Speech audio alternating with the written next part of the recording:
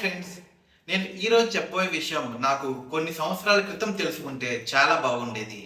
ఎందుకంటే నేను కూడా చాలామంది మిడిల్ క్లాస్ వాళ్ళలాగా ఒకే ఒక్క డ్రీమ్‌తో అయితే ఉన్నాను. అదే ఇల్లు కొనాలి అనే డ్రీమ్. మనందరికీ ఒకే ఒక డ్రీమ్ ఉంటుంది కదా! ఎప్పటికైనా సొంత ఇల్లు ఉండాలి. అదే నాకు కూడా ఉన్న డ్రీమ్. ఇల్లు చూసాను, ఫ్యామిలీకి నచ్చింది. బిల్డర్ కూడా బాగానే మాట్లాడాడు. అప్పుడు నా ఫోకస్ అంతా ఇంటి మీదే ఉంది. కానీ ఇప్పుడు వెనక్కి తిరిగి చూస్తే ఇంటి సెలక్షన్ కంటే హోమ్ లోన్ సెలక్షన్‌లో ఎక్కువ సమయం పెట్టాల్సింది. ఎందుకంటే హోమ్ లోన్ అనేది ఒక సంవత్సరం విషయం కాదు.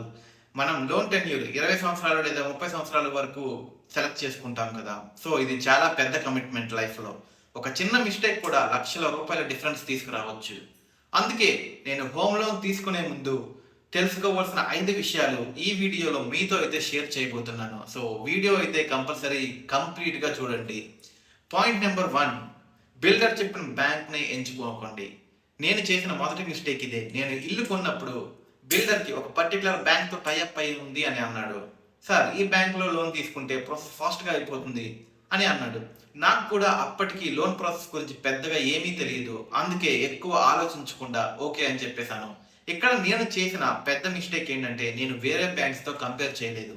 మిగతా బ్యాంక్స్ ఎంత రేట్ ఆఫ్ ఇంట్రెస్ట్ ఇస్తున్నాయి, ఎంత ప్రాసెసింగ్ ఫీస్ తీసుకుంటున్నాయి, ఎలాంటి ఆఫర్స్ ఉన్నాయి అవేవి చెక్ చేయలేదు. ఇప్పుడు వెనక్కి తిరిగి చూసుకుంటే కనీసం 3 లేదా 4 బ్యాంక్స్ కంపేర్ చేసి ఉండాల్సింది అని అనిపిస్తుంది. కాబట్టి నా మొదటి సజెషన్, బిల్డర్ సజెస్ట్ చేశాడని బ్లైండ్‌గా అయితే నమ్మకండి. కంపేర్ చేయండి వేరే బ్యాంక్స్‌తో. ఏ ఏ బ్యాంక్ మనకు బెటర్ అనిపిస్తే దాని ద్వారా వెళ్ళడానికి కంపల్సరీ ట్రై చేయండి.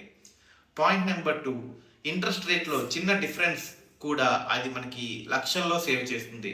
అప్పట్లో నాకు కూడా అనిపించింది 8.5% అయినా 9% అయినా పెద్దగా ఏం డిఫరెన్స్ ఉంటుంది అని. కానీ హోమ్ లోన్‌లో 1% లేదా 2% డిఫరెన్స్ చాలా పెద్ద విషయం.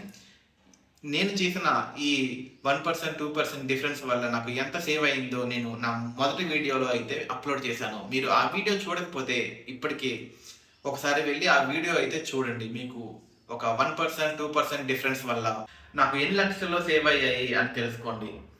సో, 40 లేదా 50 లక్షలు తీసుకుంటే 20 సంవత్సరాల కాలంలో అది లక్షల రూపాయల డిఫరెన్స్ అవుతుంది. నేను లోన్ ట్రాన్స్‌ఫర్ చేసిన తర్వాత ఈ విషయం నాకు బాగా అర్థమైంది. అందుకే హోమ్ లోన్ తీసుకునే ముందు ఇంట్రెస్ట్ రేట్‌ని చాలా సీరియస్‌గా అయితే తీసుకోండి. పాయింట్ నంబర్ 3, ఈఎంఐ మాత్రమే చూడకండి. ఇది చాలా మంది చేసే పెద్ద మిస్టేక్. బ్యాంక్ ఏం చూపిస్తుంది? సార్, మీకు కేవలం 42,000 మాత్రమే ఈఎంఐ పర్ మంత్ అని అంటారు. సో, మనం ఆ ట్రాప్‌లో అయితే పడిపోతాం. మనం ఏం చూస్తాం? ఈఎంఐ. కానీ అసలు చూడాల్సింది టోటల్ ఇంట్రెస్ట్. నేను కూడా మొదట ఈఎంఐ మాత్రమే చూసాను. కానీ తర్వాత టోటల్ ఇంట్రెస్ట్ చూసినప్పుడు చాలా షాక్ అయ్యాను. నేను 50 లక్షలు హోమ్ లోన్ తీసుకుంటే ఇంకో 50 లక్షలు కలిపి ₹1,00,00,000 వరకు నేను కడుతున్నాను బ్యాంక్‌కి. కొన్నిసార్లు లోన్ అమౌంట్ కంటే ఇంట్రెస్ట్ చాలా ఎక్కువగా ఉంటుంది. అందుకే ఈఎంఐ మాత్రమే కాదు, టోటల్ రీపేమెంట్ కూడా కంపల్సరీ చూడండి. పాయింట్ నంబర్ 4, ఫ్లోటింగ్ రేట్ ఇంట్రెస్టా లేదంటే ఫిక్స్డ్ రేట్ ఇంట్రెస్టా? నిజం చెప్పాలంటే నేను లోన్ తీసుకునేటప్పుడు ఈ విషయం గురించి పెద్దగా ఆలోచించలేదు. ఎందుకంటే నాకు ఈ డిఫరెన్సే తెలీదసల. కానీ తర్వాత అర్థమైంది, ఫిక్స్డ్ రేట్ అంటే ఈఎంఐ ఒకేలా ఉంటుంది. ఫ్లోటింగ్ రేట్ అంటే మార్కెట్ బట్టి మారుతూ ఉంటుంది.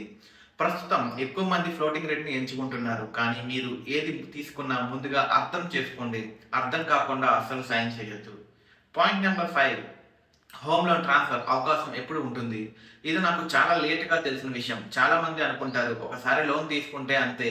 కానీ అది నిజం కాదు. వేరే బ్యాంక్ మంచి ఇంట్రెస్ట్ రేట్‌తో మనకి ఆఫర్ చేస్తే తప్పకుండా లోన్ ట్రాన్స్‌ఫర్ చేయొచ్చు. నేను కూడా అదే చేశాను. దానివల్ల నాకు లోన్ టెన్యూర్ తగ్గింది, ఇంట్రెస్ట్ సేవ్ అయింది. కాబట్టి హోమ్ లోన్ తీసుకున్నాక కూడా రివ్యూ చేస్తూ ఉండాలి. ఇప్పుడు నేను చెప్పబోయేది చాలా ఇంపార్టెంట్. హోమ్ లోన్ తీసుకునే ముందు బ్యాంక్ లోన్ ఎంత ఇస్తుంది అని చూడొద్దు. మీరు ఎంత లోన్ కంఫర్ట్‌గా హ్యాండిల్ చేయగలరు అనేదే చూడండి. బ్యాంక్ 60 లక్షలు ఇస్తది, ₹1,00,00,000 ఇస్తది. కానీ మీకు ఎంత అవసరమో అంతే తీసుకోండి. ఎందుకంటే ఈఎంఐ స్ట్రెస్ అనేది చాలా డేంజరస్. నిద్రపోనివ్వదు, సేవింగ్స్ చేయనివ్వదు, ఇన్వెస్ట్‌మెంట్ చేయనివ్వదు. ఫ్రెండ్స్, ఈ వీడియోలో నేను చెప్పిన 5 విషయాలు నాకు హోమ్ లోన్ తీసుకునే ముందే తెలుసుకుంటే నేను ఫైనాన్షియల్ ఫ్రీడమ్‌ని పొందేవాడిని.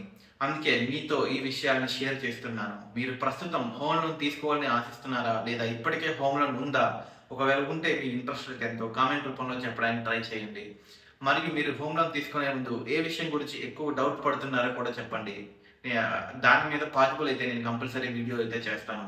ఈ వీడియో మీకు నచ్చితే తప్పకుండా లైక్ చేయండి. ఇలాంటి real financial experience, real money lessons కోసం వెల్త్ టాక్స్ ఛానెల్‌ని తప్పకుండా సబ్స్క్రైబ్ చేయండి. బాయ్ ఫ్రెండ్స్, మళ్ళీ ఇంకో వీడియోలో అయితే కలుద్దాం.